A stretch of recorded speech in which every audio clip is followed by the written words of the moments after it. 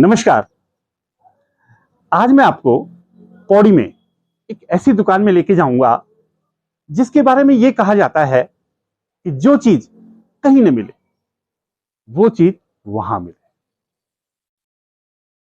आपने केवल सोचना है कि यह चीज मुझे लेनी है, यह भी नहीं सोचना कि कहां लेनी है। अगर आपको पता है तो आप सीधे वहीं पहुंचेंगे।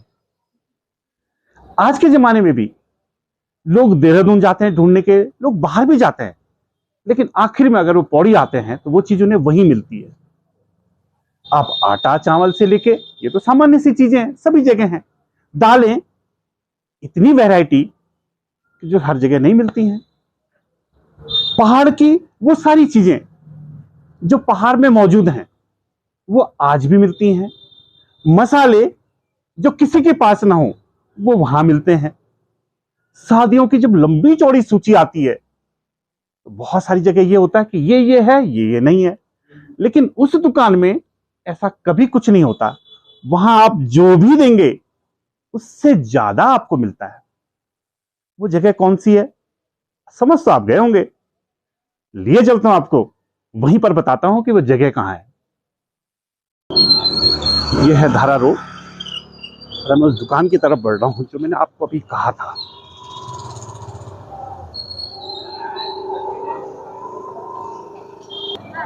ये देखिए, नजदीक पहुंचने वाला हूं।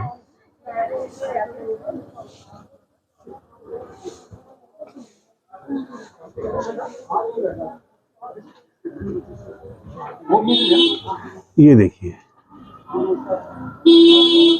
ये नरेश एजेंसीज है, लेकिन नरेश एजेंसीज तो नाम है, इसको बोलते हैं छोले वालों की दुकान। अब छोले वाले क्यों बोलते हैं ये मुझे भी नहीं पता, उनसे ही जाके पूछते हैं।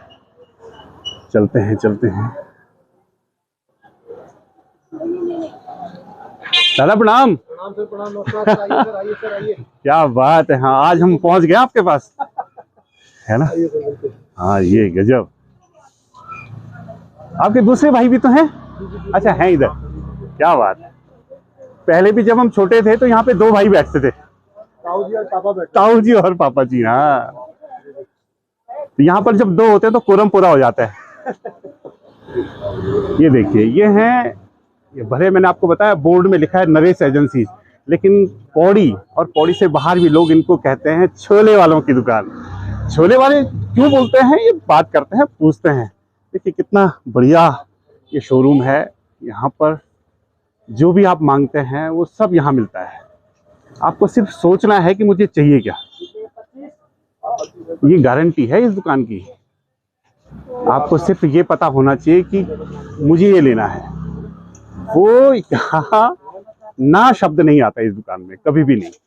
शायद ही किसी ने कभी सुना हो कि ये चीज यहाँ पर मौजूद नहीं है और वो खाली हाथ गया हो। इस दुकान में सब कुछ है, सब कुछ है, सब कुछ है। ये देखिए, दो छोटे 5 मीडियम। देखिए ये चेहरे शायद आप पहचान रहे होंगे। देखिए ये दो चेहरे हैं जिन्होंने पौड़ी में छोले वाला जो ब्रांड है, जो ब्रांड बनाया छोले वाले को, ये वो दो लोग हैं। देखिए शायद, ये देखिए कितने कर दूं? 5 किलो कर दूं? 2 कमोली छोटी वाली रखनी होगी, छोटी। देखिए बहन जी भी कह रही कि छोले वाले उनकी दुकान है, हमें भी राज पता चल जाएगा। क्या क्या राज है भाई साहब? सर राज ये है, ये है हमारे गगन भाई। और गगन भाई शायद यहाँ पर दूसरी कौन सी पीढ़ी है आपकी? सर तीसरी पीढ़ी है हमारी। तीसरी पीढ़ी है। देखिए, हाँ, तीसरी पीढ़ी। 3 पीढ़ियों से पौड़ी को पूरी वो सारी सुख सुविधाएं दे रहे हैं जो पौड़ी को चाहिए, जो कहीं नहीं मिल सकती। आप बाहर बड़े बड़े शोरूम में जाओ, शायद किसी चीज पे वो भी आनाकानी कर दें, लेकिन यहाँ ना शब्द सुनने को नहीं मिलता है। सबसे पहले गगन भाई ये बताओ, ये छोले वाले का क्या मामला है? छोले वाले क्यों बोलते हैं आप लोगों को? सर दरअसल में सबसे पहले हमारे दादाजी यहाँ आए थे। उस समय शायद से ये जो आप देख पा रहे हैं पूरा साम्राज्य ये नहीं था। तो जब हमारे दादाजी यहाँ पहले आए थे तो शायद उन्हीं की मेहनत का फल है ये जो आज हमें मिल रहा है, उनका ये आशीर्वाद है। वो अपने सिर पर रखकर छोले बेचते थे। पीतल का एक बर्तन होता था, उसको लेके वो हर मेले में जाना, हर जगह जाना, पूरे शहर में घूमना, तो ये काम उनका था।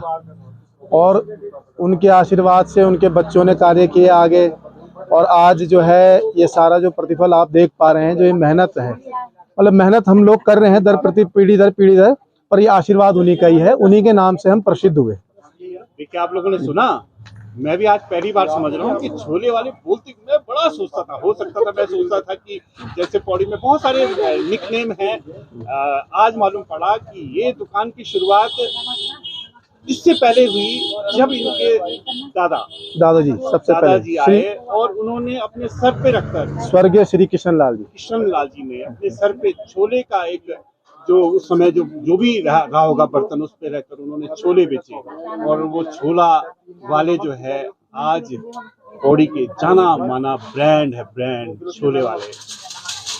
आइए उनसे और बातें करते हैं। आपके यहाँ क्या क्या मिलता है? मैं फिर आप एक दुकान दिखा दो एक बार सबको। बिल्कुल बिल्कुल, आइए मेरे साथ चलते हैं। 100 पर मिश्री भी रख देंगे जी, ठीक है। 100 मिश्री लिखी हुई थी कल।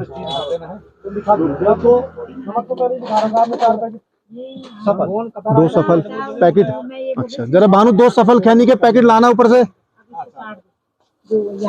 जरा साहब थोड़ा सा रास्ता दो जरा, है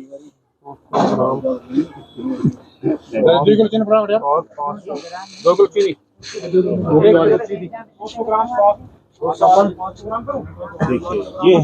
ये अपनी दुकान का तीसरी बार रिनोवेट हुई है दुकान ये जी।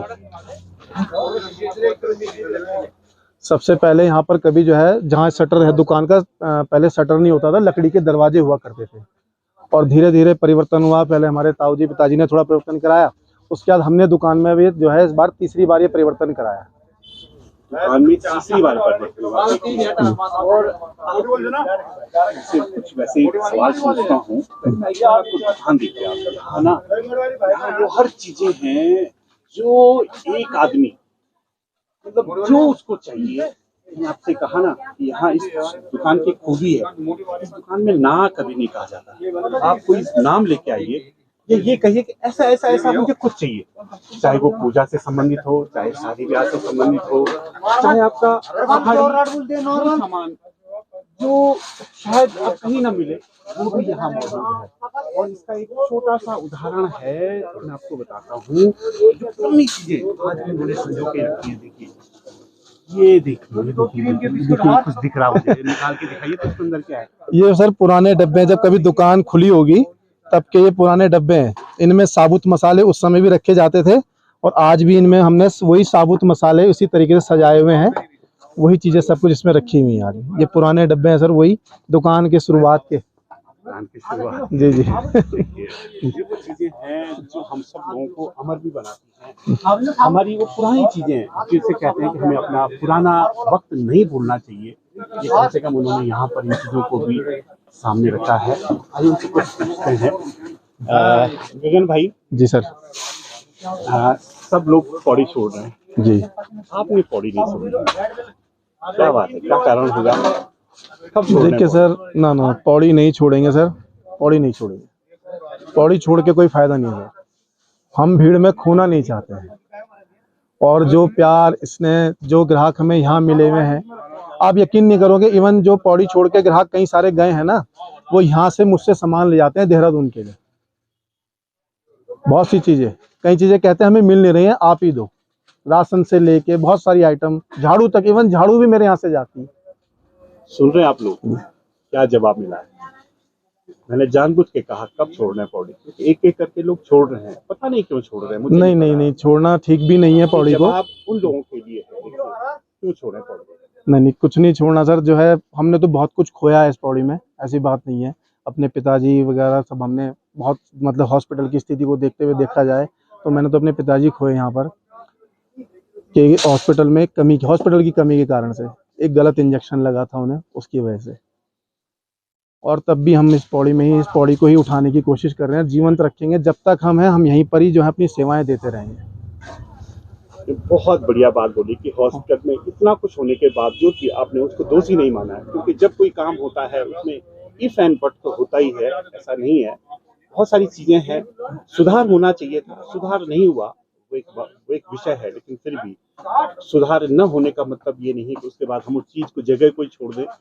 ये उन्होंने मन बनाया। और मैं छोले वालों को, वाकई उन पुरखों को जिन्होंने इन लोगों को ये संस्कार दिए कि जिस शहर इन्होंने इतना कुछ दिया है उस शहर को नहीं छोड़ना है, जबकि उनके साथ के मुझे लगता है लगभग लोग यहाँ से चले गए। हाँ, काफ़ी लोग चले गए हैं, यहाँ तक कि इवन मेरा तो यहाँ आज की तारीख में कोई मित्र मंडली भी देखूँ तो कोई नहीं है अपने साथ का, जो मतलब जिनके साथ मैं पढ़ा लिखा करता था यहाँ पर, ऐसी कोई मित्र मंडली भी यहाँ पर नहीं है।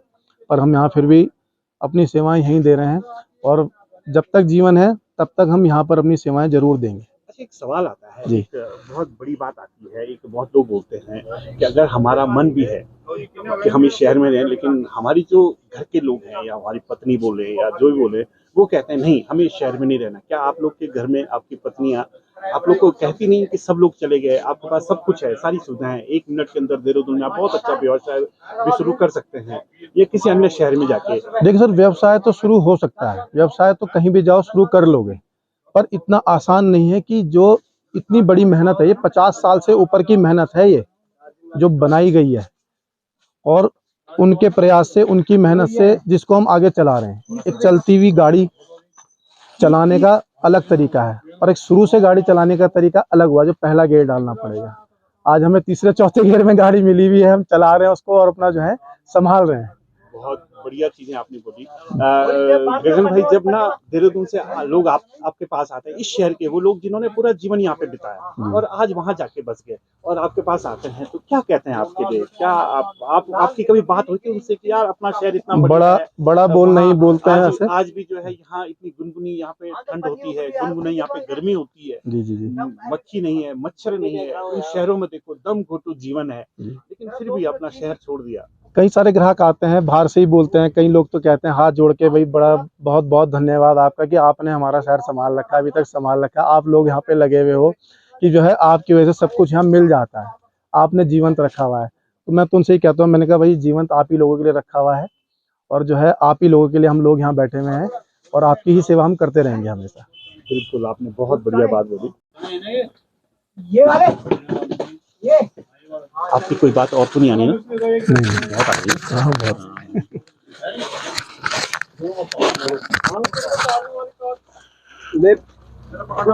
है। आ जाओ तुम आ जाओ, मैंने डिस्टर्ब भी कर दिया।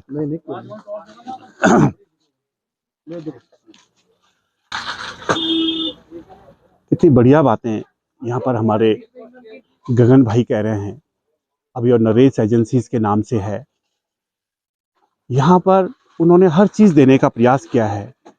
उनका कहना है कि ये मेरा शहर है, यहाँ मेरे लोग बसते हैं, यहाँ मुझे मेरा अपनत्व मिलता है, यहाँ मुझे अपने मिलते हैं, यहाँ जो भी आता है वो मेरे पास अपनत्व का भाव लेकर आता है, जो भी मुझसे मांगता है मैं उसे उपलब्ध करवाने की कोशिश करता हूँ और यह प्रयास मेरा निरंतर चलता रहेगा। उन लोगों के लिए भी एक मैसेज उनके पास है। वहाँ क्या रखा है? 2 पैसे हो सकता है आपको ज़्यादा मिले, लेकिन जो प्यार, जो स्नेह और जो अपनत्व इस शहर में मिलता है, इस शहर के हर उस व्यक्ति में मिलता है, जो यहाँ पर पहुँचता है वो आपको वहाँ नहीं मिलेगा। वहाँ आप भीड़ का हिस्सा हैं, यहाँ आप परिवार का हिस्सा हैं। देखिए, उनके पास केवल पौड़ी के लोग नहीं आते, पौड़ी के आसपास दूरस्थ क्षेत्रों के ग्रामीण भी एक पूरी उम्मीद के साथ, एक विश्वास के साथ अपने इस नरेश एजेंसीज उर्फ छोले वालों के पास आते हैं। नरेश जी, आपसे विदा लेते हैं। मैं क्या सेवा करूं सर आपकी? नहीं, कुछ नहीं, बहुत बहुत धन्यवाद आपका। जूस उनके लिए, कभी देहरादून से कोई आएगा तो उसको जरूर एक जूस जरूर पिला देना कि पौड़ी की तरफ से है। और आओ अपने पौड़ी। आप सभी को मेरा यह एपिसोड कैसा लगा? आपको ये नरेश एजेंसीज के जो हमारे मालिक हैं इस समय, गगन भाई, इनकी बातें कैसी लगी? कृपया लाइक, कमेंट और शेयर करते हुए जरूर कहेंगे और साथ ही साथ मेरा चैनल सब्सक्राइब करना न भूलेगा। मिलते हैं पुनः कहानी विद जगत किशोर बरथवाल के अगले एपिसोड में।